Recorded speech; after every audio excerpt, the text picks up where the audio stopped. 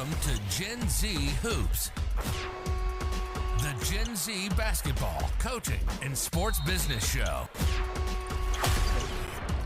What's going on, guys? Welcome back to another episode of the Gen Z Hoops Podcast. Today I'm joined by rising sophomore at USC and one of the best young journalists out there, Riley Sager. Riley, welcome to the show. Oh my gosh, that's quite the intro. A lot to live up to. Thank you for having me. I'm excited. Get down into it, talk about it. Oh yeah, 100%. Thank you so much for giving me this opportunity. So I'm just going to jump right into it. Can you start talking about your connection to the game of basketball and how you fell in love with the game at such a young age? So I always tell people I grew up on a basketball court. My dad was a broadcaster for the NBA. So from when I was little, I can just remember going through the tunnels and seeing the players and just taking it all in, kind of from a fan perspective, but also then behind the scenes. So I always had that perspective, and then grew up playing sports, and so I always was around it. I was either playing the sports or surrounded by it, broadcast. So it was always a part of my life. Did you ever play basketball? I did when I was younger. I stopped in 6th grade to focus on tennis and volleyball, but I did for a bit. And probably like 4th, 5th grade, my dad helped coach. So here and there. Wow, that's amazing. Like, I actually used to play tennis at a young age too. That was actually my first sport. Yeah, there's like old pictures of me like wearing all white on the tennis courts, going crazy with my forehand and backhand. Wimbledon style, all white? Wimbledon style all the way. You have a one-hander backhand? No, I wasn't that good. I usually just stuck with my little two-hand Rafa Nadal style. And then I started wearing like pink and all that stuff, US Open style, let's say. Right. Was there ever, at a young age, was there ever like some role model that you look up to? Well, when I was younger and I was focusing on tennis, my favorite player was always Maria Sharapova. Okay. So in the tennis world, that was my role model. I always looked up to her. I'd study her, watch her play.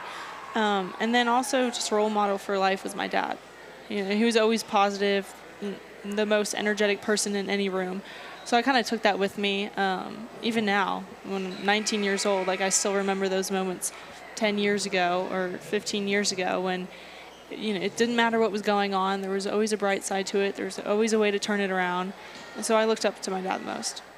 Around that time, was that when you realized that you wanted to pursue a career in journalism? I started writing for my school newspaper in 6th grade. I just enjoyed writing and I enjoyed sports. So I got my intro in middle school. And then when I got to high school, I did a little bit of the media broadcast. But it wasn't until probably sophomore, junior year of high school when I had a back injury, so I couldn't play tennis anymore. And I wanted to play in college, but it was in that moment I was like, okay, collegiate tennis, that's not going to work out. What's the next step? And so that's when I was like, oh, broadcast career, here we go. I can actually connect to that in some sort of way. I mean, I don't have that bad of an injury right now, but my hamstring's been messed up for like the last couple weeks, and I actually started journaling myself. Yeah. So I wasn't really like that much into like writing or reading in general before this summer, but that it really gave me a time to like kind of like reflect about myself a little bit more and like kind of expand my mind and think outside of the game and working out in general. Yeah, it's tough because you have to shift your perspective on things. You can't just go through the motions. There's no practice. There's no training. So you're just stuck with your thoughts. You're like, okay, what's next? What is going to happen after I recover from this? It's hard. Yeah, it really is. If you just sit there, I started to realize if you sit there in your emotions, like thinking, oh, I can't do the thing that I love the most, you're going to be miserable forever. Yeah. If you can like expand your mind and kind of like meditate, I even started doing, kind of like just making your mind like free and think about different things and focus on all these different aspects really, I believe started to help me as well. Oh, I love all that stuff. Really? Yeah. So, you, as I said before, you currently attend USC. What was the decision behind choosing to attend USC, and what are your thoughts about Big Ten athletics? Well, let's see. First of all, sophomore year when I was kind of looking at colleges, I went to a private school. So really in 8th grade, they were like, okay, here's your high school classes, here's the track. So we thought about college back in middle school. But sophomore year, I was, okay, what do I want in a college? I always wanted a big city. So I grew up suburbs of Atlanta, and then I moved to Atlanta in 7th grade. And ever since then, I was like, I can't go back. I need the city. I need the energy. So I knew I wanted a big city. I'm from the South, so I hate the cold. I prefer the warm heat. And then I knew I wanted to go into journalism. So city, warm weather, big school, sports, something to cover at least, journalism program. And so USC, it was at the top of my list all throughout high school. And I told people, I was like, listen, I'm going to USC. They're like, Riley, you're crazy. Like, nobody gets in, It's halfway or completely across the country. Like, really? I was like, I'm going. In that way, me and you kind of differ in a way. When I was in middle school, I was thinking I'm going to like the University of Kentucky to play for John Calipari, and everyone always like kind of make fun of me. Of course, I'm not at that level, but I also love the heat as well. But being from New York and going to school in upstate New York, especially at my boarding school in Connecticut, blizzards, snowstorms, can't get away from it. Can never get away from it. I do not want to deal with that stuff. I want a sunny day every day. Walk to class. This past year, I was living right across from Galen Center at USC. I know. I could see the line from my dorm. It was awesome. But yeah, Big Ten. What do you think? What's the best rivalry right now? The hottest rivalry at USC with other schools? Well, you see, I have a few friends who are going to Notre Dame this year. And so for the past year, they've been giving me all kinds of crap. And I'm like, okay, you got to come out to LA. Come to the football game. They're like, no, we're not coming. So I enjoy the new rivalries. And, like, my dad went to Northwestern. I almost went, but, again, I knew USC was my school. And so there's those kinds of rivalries. Northwestern will be special for me. I feel like Wildcats in my blood. So I'll enjoy going to those games. But it's going to be a tough few years, just adjustment-wise. I know as far as football, like the defensive line, they've added over 300 pounds. Like, they're preparing, It's going to be a slow, progressive thing, but I'm excited. Yeah, of course. So on the topic of you pursuing journalism, you currently host the SBC Podcast. Can you talk a little bit about running this podcast during the school year and kind of balancing that rigorous schedule? So last summer was my first summer league, and then probably December, Albert Hall reached out to me and was like, would you be interested in hosting a series on this podcast for Sports Business Classroom audio experience? And I'm not going to lie, I was terrified because I was used to 5-minute interviews, stand-up, walk-off interviews. I'd never done a podcast. I was like, oh my gosh, 45 minutes? Like, I was just so overwhelmed because I didn't know what I was getting myself into. And it's getting out of your comfort zone. It's not that bad. It was the unknown for me. And just like anything else, that's pretty scary. So I was like, yes, this is what I want to do. It'll help me in so many other aspects, not just journalism, but, having conversation for that amount of time about a certain topic, sticking with key themes. So I started filming probably early February. I think I've done 5 episodes so far, but even from the first to second episode, like, all the difference in the world. I just became so much more comfortable. It felt so natural. But that first one was definitely tough. You don't stick me as the nervous type. Like, look at you. You're sitting here pretty confident right now. Shoot, I'm the nervous one right now. Like, no, I'm trying to take this all in right now. But you're currently at as I say before, we're currently at Summer League right now on the concourse in the studio, the place to be. So can you talk a little bit about chasing this passion of journalism at Summer League? And this is your second Summer League, correct? Yes. Let's see. I've always been a goal getter, a goal setter. I like to have it laid out. I like to have concrete things that I'm working towards. So when this podcast came about, I knew it was an opportunity. Like, yes, I was scared. I was terrified a bit. But I knew it would be so good for me. And so I went for it. It's kind of just you close your eyes and you just jump into it kind of thing. So just anything in life, broadcast, school, I think it's really important to know where you want to go, and not just like, go through the motions. You kind of want to have an end point. Doesn't mean you're always going to get there. You might get somewhere better. It just depends. So when I knew I wanted to go into broadcasting, I just said yes to everything. So in high school, if that was hosting football pregame halftime show, yes. If I was scared to be on air for the first time, I'd just tell myself, you're doing it. Doesn't matter if you're scared or not. You're going to get through it. So it's just having that mentality of always saying yes if you know it's aligning with what your end goal is. Ever have these mental lapses where it's like, man, I don't know if I could do all this, in a sense? Like schedule-wise? Yeah, scheduling-wise, and it's like overloading in your mind. Like, I have so many things to do. Do you ever get that sort of mental like fatigue, let's say, mental fatigue? Yeah. Actually, for me, I'd say this kind of stuff, it's my break from school. So, like, if I have my normal classes and let's say I have Friday off, I would much rather have Friday booked with filming podcasts because that would be more relaxing to me than just having the day off to think about all the things for next week. Of course. You know, so I like to have this outlet. I enjoy doing it. It's a good break from my normal day-to-day. You know, I don't feel like a college kid. I feel like I'm doing my own thing. It's my own world. Like, I have my school friends, then I have summer league friends, and it's separate. It allows me to have an escape a bit. So what would you say your favorite article is that you've written so far? One of my last articles of the semester last fall, I wrote about sports betting. So I was taking a journalism class, and the assignment for the class was do an opinion article. And so I was thinking, I was like, gosh, what do I have an opinion on?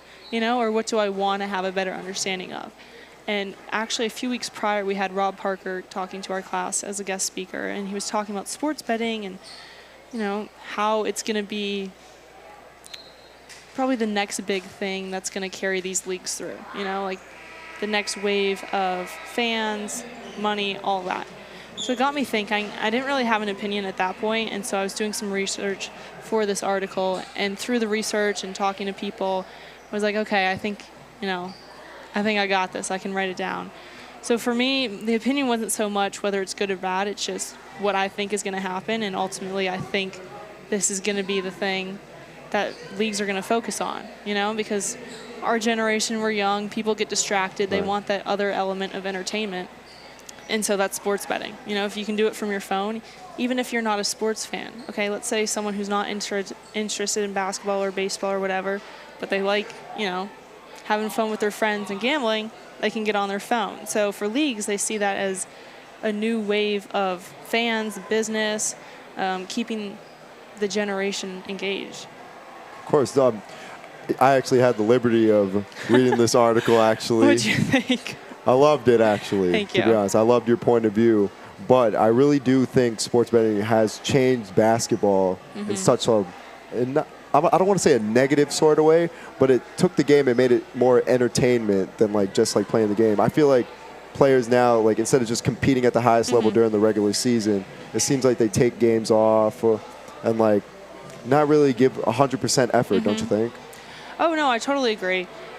There's just a lot of gray area. That's the problem with this kind of thing. And because technology is only going to progress, it's more or less the leagues just doing what they have to do to keep with the flow. You know, they can resist it as long as they want, but eventually either it's going to be illegal gambling or something like that. Like, it's going to come around. So I think if the leagues can just get ahead of the game, capitalize on it, try to make it as safe as possible, have rules and regulations for players and people who are involved, I think that's the best case scenario. So you've, on top of writing an amazing article such as that, thank you. You've also interviewed high-profile guys such as Steph Curry, Adam Silver, and Giannis. Out of all these superstars that you've interviewed, which would you say is your favorite? Oh, gosh. See, I feel like people ask me this, and my answer changes. It just depends. So Stephen Curry was actually my first major interview. Oh, cool. I know. So for me, I'd say that was the most special, and just because it was the first. We were in LA, and he was actually hosting the SBs the next day, but we had him sign this Bentley car that was wrapped in the pattern of my dad's SB coat. And so I was like, oh my gosh, this is back to what I was saying earlier, like always saying yes. I wasn't planning to do an interview with him. I knew he was going to be at the hotel. Like, I knew we were having this little event. I was like, how many people can just say they're in a room with Stephen Curry? Like, I knew this was an opportunity. I had to interview him. So I did, 2-3 minute interview, but I was nervous. I was practicing my questions, and then when I was talking, it was just like any other conversation. So for me, that was the most special, just because it felt like, oh my gosh, this is real, and then just having that connection with my dad. Like, my dad obviously knew him and Del Curry, so it was very special. What did you guys talk about? What was the topic of the interview? Well, that was right after the finals. So this was, what was it, 2022? Oh, after he won his first finals MVP, okay. Right after the finals. So we talked about that, and then, I was good luck with hosting the SBs, but he was on that team. I asked about the players, and just the connection between the players, and it wasn't his first ring, but why is it still special? You know, that kind of thing. Yeah, of course. So we're at NBA Summer League. Which prospects have stood out to you so far in any way? Well, I got to say, I've been focusing on my Trojans, my USC guys, Isaiah Collier, Bronny, DJ Rodman, Boogie Ellis. I'm looking out for them. Staying busy in the studio, so I don't get to watch all the games. But, you know, you see some highlights here and there. I think Reed Shepherd, obviously that's an obvious one. But just watching him, like, the way he can, I guess, predict what's going on. Like, he just isn't so perfect rhythm with the court, with the players. Like, he just takes the initiative. He gets the ball, takes it down the court. So I was impressed with just his ability to connect to the game. I actually had the liberty of interviewing Boogie Ellis yesterday. Oh, really? In like one of the locker room scrums through the SBC program. Mm-hmm. I actually, before the scrum started, I actually asked him for some pointers on defense because I still play the game. So I had to make sure he trusted me. I put my mic in my pockets and everything. And then I got in my stance, and he was like kind of like fixing me back there a little bit, like telling me which foot to like kind of like cut the guy off with and all that stuff. But he played a hell of a game yesterday. Really was the spark off the bench, I believe. And it's crazy that he went undrafted. I can't believe that. I know. But that's what Summer League is, you know? Right. It's new talent, new stars, just having that opportunity.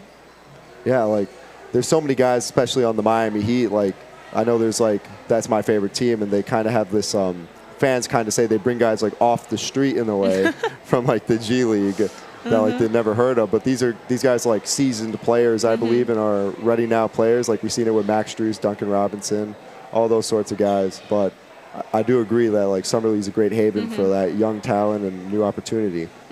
So, for sure. What was your favorite interview so far at Summer League? I got to say Isaiah Collier.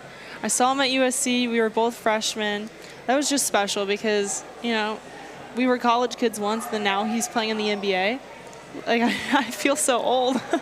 I'm 19, but it was such a surreal moment to see him playing for the Utah Jazz. And it's just crazy how fast these things happen, you know. One semester you're playing college basketball, the next you're in the NBA. So that was cool. And since I knew him from USC, that was special as well. Yeah, they always say your life can really change in like the blink of an eye. It could be like one phone call. Oh, yeah, one decision. You meet one person, and Summer League, you don't know who you're going to run into. Same thing. Do you ever feel like it's kind of written before you even do it in some sort of way? Like it was meant to happen or something like that? I've always said everything happens for a reason, and you don't always know it at the time, but further on, you look back and you're like, okay, that's why things happen that way. So that's what I believe, at least. Yes, you have the power to create your future, but then also everything happens for a reason. Yeah, I totally agree. Like, think about it. I always think about this all the time. If I wouldn't have gone to play for this AAU team, Rising Stars, I wouldn't have never gone on the Greece trip to meet JH, and I wouldn't be here, like, sitting here interviewing you today. It's crazy. And that was, like, 6-7 years ago. Like, life happens so fast. It's so weird to think about. I know. We're getting old. We're going to be 20 soon. Our 20s. Life's almost over. I can't believe it. No more teenage years. Oh, God. We're going to get a lot of hate for that. So what do you have going on for the rest of the summer after Summer League? So, unfortunately, I leave Summer League tomorrow, but Sunday I'll be in Connecticut at NBC headquarters, start Olympics. So I'll be interning for the Olympics for 3 weeks, which it's been on my radar for probably 3-4 years since I was in high school. Like, Paris Olympics, okay, I got to intern, I got to work for it. So when I was actually in Paris studying abroad last fall, I was doing my interviews, and of course the time changed. I was doing my job interviews at midnight, but that was a year ago. And it feels like yesterday I was applying, but also it feels like that was 10 years ago, and I've been waiting forever, and I can't believe in 2 days I'll be there. What do you think about Team USA kind of like assembling, as they so-called say, the Avengers in a way for this year's Olympics? What do you think about the roster? I'm so excited. I can't wait to see the players. It's just greatness, you know? And American basketball, it's one thing, but then also to see them competing with the most talented players across the globe. Like, yeah, they're used to competing with each other, but for them to come together, oh my God. I mean, that's what the Olympics is for, but I'm so excited.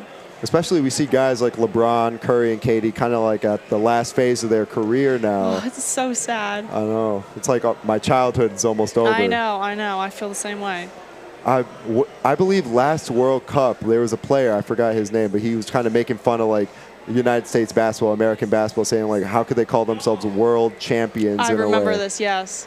Did that make you feel some sort of way about like how the rest of the world is kind of like crashing down on the USA in a way?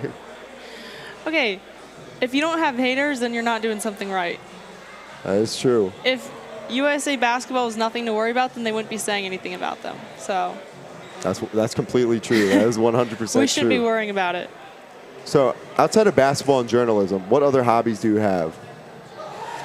I love working out in USC, hiking in the hills, just being out in nature, you know, kind of grounding yourself, getting away from all the chaos, especially in LA, especially USC, a busy school. So, you know, I like my alone time. I love meditating. I love reading. I love journaling. Just having that downtime, that time to yourself. Like, yeah, you say get to know other people, get to know your friends, your roommates, but you also have to get to know yourself.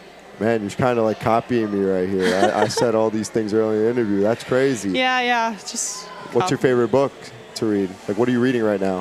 I'm reading a book called The Power of Now, and it's just about grounding yourself in the moment, kind of like future doesn't exist, past doesn't exist. It's just right here. This is all you have, you know, that kind of thing. And it just puts things into perspective. I've kind of always had this outlook of, you know, tomorrow's not guaranteed, that kind of thing. So it's just nice to be able to read a book and kind of relate to it, then also be mentally challenged, you know, like really think on these things that are probably really deep and really philosophical, but I enjoy doing that. It's like, you know, a mind exercise. I love books like that as well. I'm actually currently reading The Alchemist. It's kind of like trying to find my own destiny at the end of the day, kind of get inspired in a way. I'm one of those guys like who really likes to work hard and like on my game, and like outside of everything I do, it's always like work. I always resonate. I think I was telling you before the interview, I resonate with Jimmy Butler a lot, his mentality, where he was saying like, I can't call myself a winner because I haven't won on any level, but I know the work will show one day. So that's why I really resonate with. Are there any quotes that you kind of resonate with, like in your life? Oh gosh, I have so many quotes. One of my favorites is, "How bad do you want it?" You know, I'll tell myself if I'm doing something, and it's kind of like the journey part. So you haven't reached your goal yet, but you're like, oh, like, do I really want to do this one more day? Do I want to do one more article or one more interview? Like, I feel like it's good now, and it's like, how bad do you want it? You know? Right. And then also my senior quote was Kobe, of course. His retirement speech of just, you know, the dream, it's not the destination, it's the journey. Getting up, waking up early, working out, like going through that grind, feeling the pain, like that's the dream. You know, you're kind of living it, and it's important. It relates back to my book, to stay in that moment. And yes, you want to have your goal in sight and how bad you want that goal, but then you also have to remember, you know, once you get there, you need to be fulfilled, you know, and that goal's not going to do it, but the journey will. I would always say, like, connecting to that, I would always say one of my biggest fears is actually regret. Like, I don't Yes. Oh, my gosh. Yes. I don't like to regret, like, I wish I would have done, like, one more rep. I wish I would have gotten shots up that day. Yes. I wish I would have ran that extra mile. Because at the end of the day, if you don't achieve your goal, I feel like, then you think back to all, like, those missed reps. Oh, yeah, for missed sure. days, like, off days, this, that, and third. But like if you go the distance and really still like end up like not achieving your goal at the end of the day, you can always say, I did everything I could. Exactly, I tried. And then you keep your head high and move on to the next thing. Yeah, you know David Goggins? Of course. Who's carrying the boats? Who's gonna carry the boats? I think he said his biggest fear is not reaching his fullest potential. And that freaks me out. Like, I don't want to get to the end of my life and be like, oh my gosh, I could have accomplished so much more. I could have been so much more. And so whatever you're doing, this is another quote I have, you know, how you do anything is how you do everything. So it doesn't matter if it's something you don't want to be doing, like, just go through it, you know, reach your potential, push yourself, because why not, you know? Yeah, of course. And John Cena, as I remember, I told you this like when I first Like one of the first times I talked to you, we were talking about failure, I remember. John Cena actually came up with this quote where he was saying, like, you have two options when you fail. You either stay down or you get up.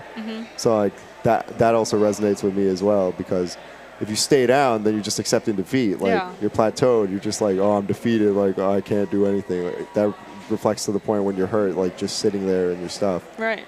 But if you get up, you're like, okay, how can I attack this? How can I get better? How can I move forward in my life at the end of the day? Yeah, maybe you can't physically push yourself if you're injured or that kind of thing, but you can mentally. So then by the time your body heals, you'll be good to go. 100%. So, what are the future aspirations for your career? Well, next on the agenda after the Olympics, I'll be working with the Big Ten Network through USC Athletics. Congratulations. Thank you. I'm very excited to cover football because I was abroad last fall, so the time change and cellular, couldn't really watch any football games. So I'm excited for the football season. Basketball, I just want to enjoy taking my classes. I'm pretty much done with my Gen Ed classes, so now it's what I call the fun stuff. I mean, It is my major, journalism, so a few interesting classes up on the horizon. Just looking forward to that. And I want to have my goals and I want to be successful, but I also, you're only in college once, so I really want to take it all in, try everything. I'm going to join club tennis, just try to experience as much as possible while I can. 100%. Like I always say, we're only young once. We only live once as well. I mean, I love to schedule, but then you also have to know when to just go with the flow, Some things don't go as planned. It's important. I remember Chris Paul, he was talking about this, I think with Jay Shetty on Jay Shetty's podcast, like to have a routine, but also you can fall into a trap where if you're so stuck in your routine that if you miss one step, then you're completely thrown off, So you gotta, it's like you have to hold a strict routine loosely, I guess, if that makes any sense. Yeah. Have it planned out, know what you want to do, but then if one thing falls through, it's not the end of the world, just get back on. So I'm a big scheduler. Yeah, same, actually. I started, keeping notes in my calendar when I'm home, I'm going to do this from this time to this time, and then I'm going to go to the gym here, I'm going to take my notes here. Yeah, it's pretty efficient, I'd say. Wouldn't you agree? Yeah. It helps you with your day. We're becoming adults now. It's kind of weird. Getting up early is the biggest thing for me. Right. I didn't used to. It was always wake up 30 minutes before you have to leave, get ready, just have just enough time. But waking up early, starting your day calm, it makes everything else so much more productive, so much more easier.